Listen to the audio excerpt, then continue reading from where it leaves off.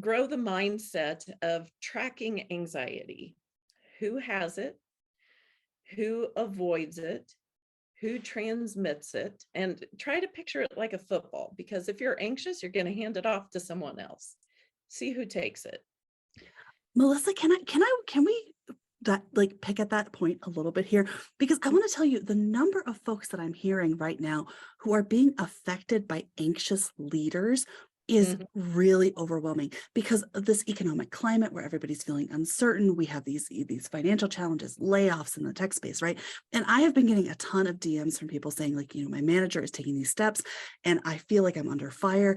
And so I think it's really obvious when a leader in an organization can't manage their anxiety well. Do you have any advice in this, or will you be addressing this later about how we can maybe interact with our anxious managers and help them feel like everything's under control?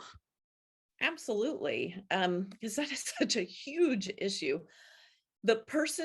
My favorite definition of leadership is the one who can maintain calm in the presence of chaos. So when you're in a place and you're in a room that's surrounded by anxiety, if you can stay calm, and by calm, I mean, don't give in to the fight or flight. Start counting down from 100 by sevens, or recite the beginning of the Gettysburg Address, whatever it is, that it re-engages your thinking mind so that you can think instead of relying on instincts to keep you alive from the saber-toothed tiger.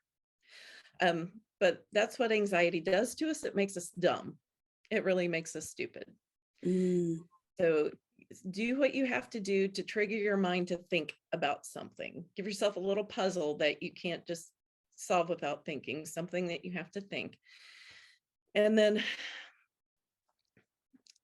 if you're wanting to help your manager, your direct leader in their anxiety, acknowledge the pressure they're under. If you can go in with a cup of water or a cup of coffee or just something that might be helpful, set it down there and just take a deep breath, and you're very calm, because as aggressive as anxiety is, calm is contagious as well. And monitor your own breathing so that you're breathing deep, controlled breaths, and just say, wow, I can sense you're under a lot of pressure. And just let that stay there and let them speak. You can't bind their anxiety for them. You can't fix their anxiety for them, but you can make your calmness contagious and give them an opportunity to breathe and get the wind out of that sail. And then maybe they can reconnect with their higher functioning systems. Thank you, Melissa, because in the past I have not done what you're describing, and I have fanned the flames personally. Like I'm fully comfortable explaining to all y'all where I've had these problems in my own career. And I thank you so much for that advice, because I think that's really salient for the folks here who are on the call. Lydia says it's a little bit like talking to toddlers, like de-escalating. And yeah, because your mindset, right? Like, I understand that these rocks are now your best friends. So let's talk about what that means for us. Yeah.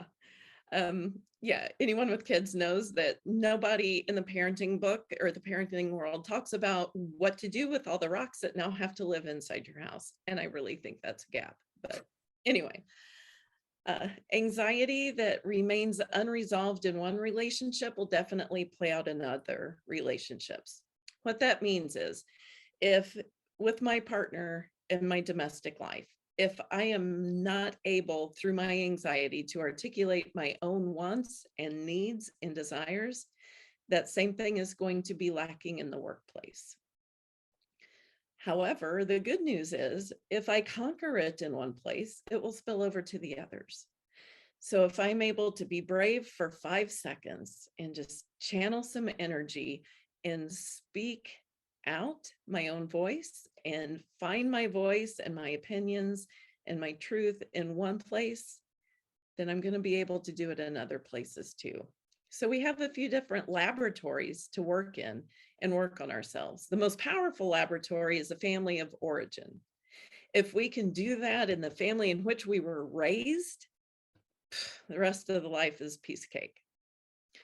But the people that you live with and interact most frequently, those are going to be the most powerful relationships you have. And if you can do these things in those relationships, it's going to spill over into others.